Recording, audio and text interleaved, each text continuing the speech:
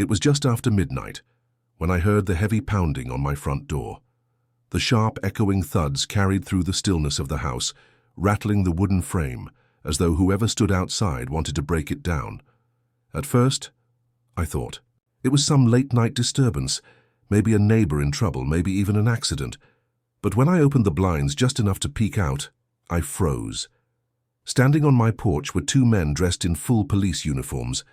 Their posture was stiff, their faces shadowed under the brim of their hats. And yet, something about them didn't feel right. I had only moved back into my home a few weeks earlier, trying to enjoy the quiet of my neighborhood again. But that peace didn't last long, not with the HOA president, Karen, lurking around. Karen had been a thorn in my side ever since I bought the property. She had fined me for trivial things: a garden hose left out, a fence panel a shade lighter than regulation brown, even for parking my own truck in my own driveway. And when I came back after being away for months, she doubled down on her little war. Fake letters, warnings taped to my door, endless phone calls to remind me that the HOA controlled everything here. It was harassment, plain and simple, but I had decided to let her dig her own hole. Now, seeing those two uniformed men, I realized she had finally escalated.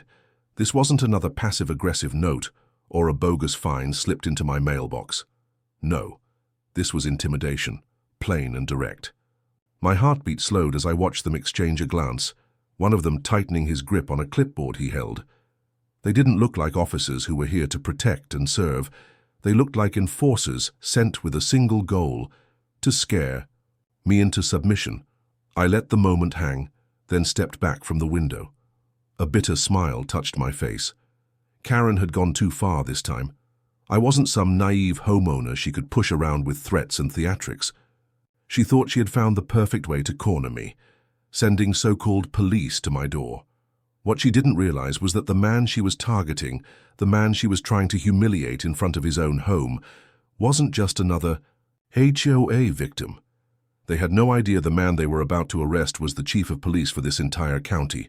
The pounding grew louder as one of the men barked from the other side of the door. "Open up. This is the police. We need to speak with you immediately." I took a long breath and pulled the door open just enough to face them. The porch light illuminated their uniforms, and for a split second I had to admit, they looked convincing.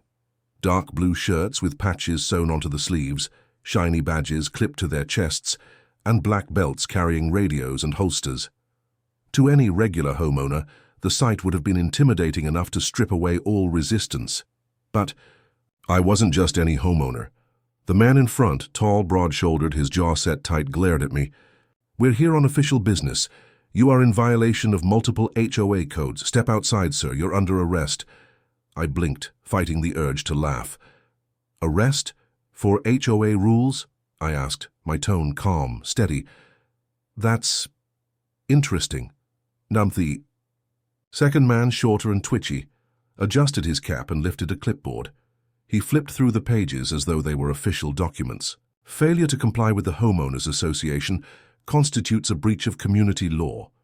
You've ignored fines, violated ordinances, and—" he paused for dramatic effect, "disrespected the authority of the board. We've been instructed to take you in." The performance would have been impressive if it wasn't so sloppy. My eyes scanned the badges on their chests. The shine was too bright, almost plastic-like. Their radios had no earpieces, no dispatch chatter, no life. And the patches on their sleeves. Wrong design for any department in this state. Anyone else might not have noticed, but after 2 decades in law enforcement, details like these screamed fake. Still, I let the silence stretch, feigning unease. "So, what precinct are you out of?" I asked casually. The tall one frowned. "Doesn't matter. We're here under HOA authority." I tilted my head. Strange. Never heard of the HOA running a police department. The twitchy one shuffled his feet. "We're contracted. It's special jurisdiction." Inside, I nearly laughed. Outwardly, I kept my face neutral, even serious. "I see, and your badge numbers, just so I can note them down." The taller man stiffened. "Sir, you're making this harder than it needs to be. Step outside now or we'll be forced to escalate." Escalate, they loved that word. It was the kind of empty threat wannabe tough guys used when they had no real authority. I folded my arms. You're telling me you're about to take me into custody over HOA violations? On whose authority? The clipboard guy leaned forward, voice low. On the authority of the association. You've been warned repeatedly. You think you're above the rules, but tonight we're here to show you otherwise. I studied them both carefully. Their hands twitched, their eyes darted nervously, their bluff unraveling under the weight of my questions. They were expecting fear, panic, compliance. What they weren't expecting was calm, deliberate resistance. My porch light flickered against their uneasy faces, and I let the tension build like a noose tightening around their necks. Then I smiled, just enough to unsettle them. Because the more they spoke, the clearer it became. These men weren't cops. They were imposters in costumes, sent by someone who thought she could bend the law to her will, and I already knew exactly who that someone was. The taller man took a step closer, boots thudding against the wooden boards of my porch. His hand brushed against the side of his belt, right where a holster sat. "Last chance," he growled. "Either you cooperate or we'll put you in cuffs." I stared at him for a long moment, letting his words hang in the cool night air. The tension was thick enough to choke on, and I could almost feel their nerves buzzing beneath the surface. These weren't the calm, collected officers I'd trained and worked beside for years. These were actors fumbling through a script they barely understood. "Cuffs, huh?" I finally said. My voice was slow, deliberate. "Then tell me, what code are you charging me under?" The twitchy one flipped his clipboard again, scanning the papers like the answer might magically appear. Section 14B, he stammered. "Failure to comply with community enforcement." I arched an eyebrow. Community enforcement. Interesting. Haven't read that in the criminal statutes. The taller man's face hardened. "Don't play smart with us. You know exactly what you did." "Maybe I do," I said, my tone sharpening. "But let's clear something up. Which department sent you? City, county, state?" For a moment, silence. The tall one clenched his jaw while clipboard guy shifted uncomfortably, his eyes darting toward the driveway as though considering escape. That was it. The crack in the facade. I'd given them more than enough rope, and now it was time to tighten it. "You know," I said, stepping forward until I stood just inches from them, "I've been asking for your badge numbers, your precinct, your chain of command, and every time you dodge the question almost like you don't have an answer."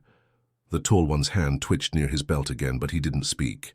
The twitchy one's breathing quickened, his grip tightening on the clipboard until the papers crumpled, and that's when I let it drop. "Because here's the thing," I said, my voice low but steady, each word cutting through the night like a blade. "I don't just know the law, I am the law. I'm the chief of police for this county, and you two, you aren't officers.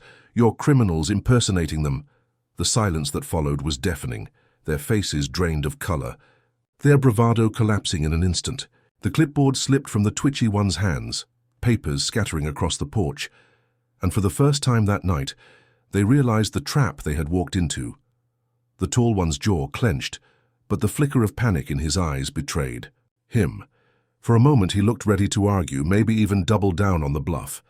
But when you're staring down the chief of police, there's nowhere left to hide. I let the silence drag, watching them squirm under the weight of their own lies.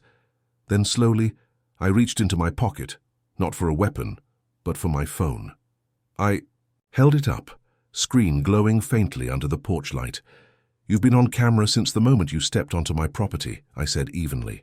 "Every threat, every false claim, every second of this pathetic charade is recorded, and in about 2 minutes, it'll be backed up to a secure server."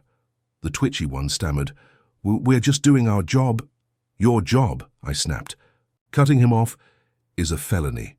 Impersonating an officer, unlawful attempted arrest, trespassing. Do you understand how much prison time you're looking at?" Their mouths opened, but no words came out. The tall one shifted his stance, looking less like an enforcer and more like a cornered animal.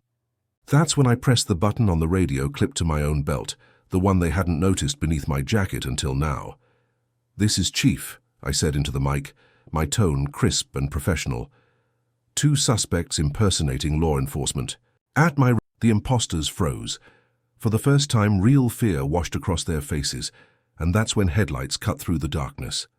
A cruiser rolled down my driveway, followed by another, red and blue lights flashing silently.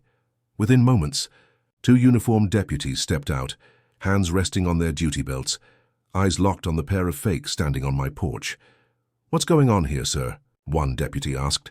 I gestured toward the imposters. These 2 claimed to be officers, tried to arrest me under the authority of the HOA. The deputies exchanged a glance. Then their eyes shifted to the fake badges, the flimsy uniforms, the pathetic attempt at authority. One deputy's lip curled in disgust. "Impersonators," he muttered. The twitchy one broke first. We were just hired. We didn't mean Karen said it was okay." My brows lifted. "Karen?"